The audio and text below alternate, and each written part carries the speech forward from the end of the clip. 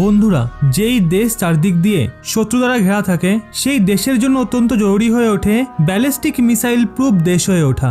এখনো পর্যন্ত অনেক দেশ এরকমটা করার চেষ্টা করেছে, কিন্তু কেবলমাত্র ইসরায়েলই এক এমন দেশ যে চারপাশ দিয়ে শত্রু দ্বারা ঘেরা থাকে আর তার কাছে একটা ব্যালিস্টিক মিসাইল ডিফেন্স সিস্টেম রয়েছে, যেই কারণে ওই পুরো দেশ মিসাইল প্রুফ রয়েছে। সাধারণ মিসাইল হোক, ব্যালিস্টিক মিসাইল হোক বা ক্রুজ মিসাইল, সব ধরনের মিসাইলকে ধ্বংস করার ক্ষমতা রাখে ওই দেশ। ইসরায়েলের এমন কোনো কোণা নেই যেখানে তাদের ডিফেন্স সিস্টেমের কভারেজ নেই। ভারতও একই প্রচেষ্টায় লেগে রয়েছে, কারণ ভারতও দুদিক থেকে শত্রু দ্বারা ঘেরা আছে। আর চিন্তার ব্যাপার হলো, ভারতের যে দুই শত্রু রয়েছে চীন ও পাকিস্তান, দুজনেই পরমাণু হাতিয়ার সম্পন্ন দেশ। চীনকে তো ডিল করাই যায় অন্য ডিপ্লোম্যাটিক পদ্ধতিতে, কিন্তু পাকিস্তান একটা অবুঝ উগ্রবাদী দেশ, সেজন্য পাকিস্তানের দিক দিয়ে সর্বদা হামলার ভয় থাকে।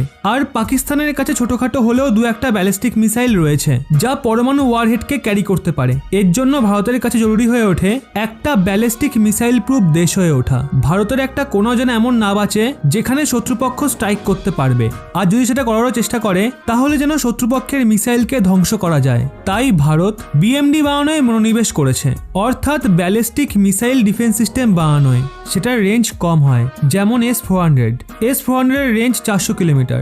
এরপর যে S-500 আসবে সেটারও রেঞ্জ 500 থেকে 600 কিলোমিটার হবে।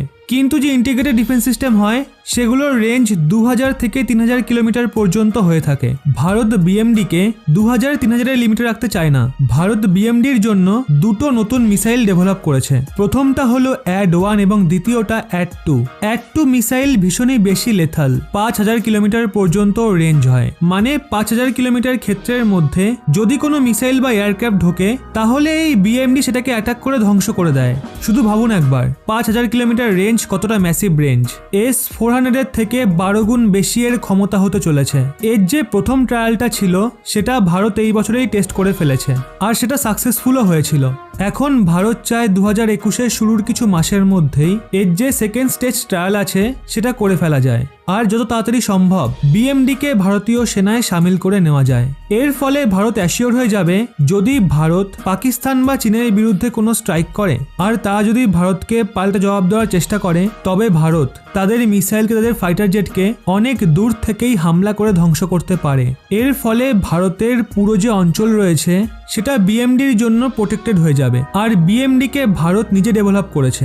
এটা 100% ভারতীয়, 1%ও অন্য কারোর কাছ থেকে সাহায্য নেওয়া হয়নি। তাই এটাকে ভারত লোকালি প্রডিউস করে সস্তা দামে গোটা দেশে ছড়িয়ে দিতে পারবে। আর ভারত শুধু এটারই টেস্ট করছে না, এর সঙ্গে ব্রহ্মসের যে ইয়ার রয়েছে, মানে ব্রহ্মস মিসাইলের যে এক্সটেন্ডেড ভার্সন রয়েছে যার রেঞ্জ বেশি হবে, সেটারও টেস্ট করা হবে। এর থেকে একটা বিষয় স্পষ্ট হয়ে গেছে, 2021 ভারতের জন্য ভীষণই মহত্বপূর্ণ হতে চলেছে। কারণ ভারত শুধু বিএমডি আর ব্রহ্মসেরই টেস্ট করবে না, এর সঙ্গে XR-SM এরও টেস্ট করা হবে। XR-SM কে আপনি ভারতের দেশীয় S-400 বলতে পারেন। মানে ভারত 2021-এ অনেক গুরুত্বপূর্ণ মিসাইলের টেস্ট করবে। এর সঙ্গে আরও একটা খবর আপনাদের জানিয়ে দিই, ভারতের যে তেজস MK2 রয়েছে, মানে তেজসের যে এক্সটেন্ডেড ভার্সন রয়েছে, ওটার মেটাল কাটিং শুরু হতে চলেছে 2021-এরই জানুয়ারি-ফেব্রুয়ারি মাস করে। মানে ভারত একসঙ্গে অনেক কিছু করছে। আর সব থেকে খুশির ব্যাপার, ভারত এই সবগুলো 100% নিজে করছে। এর থেকে একটাই সংকেত স্পষ্ট বোঝা যাচ্ছে, ভারত আত্মনির্ভরতার দিকে ছুটছে। আর ভারতের এই পদক্ষেপই ভারতকে শীর্ষস্থানে নিয়ে যাবে। এই ব্যাপারে আপনাদের কি মতামত অবশ্যই নিচে কমেন্টে জানান। এবং এরকমই ব্যাক টু ব্যাক আপডেট পেতে রহস্য বাংলা এই চ্যানেলটি সাবস্ক্রাইব করে পাশের বেল আইকনটি অল করে রাখুন।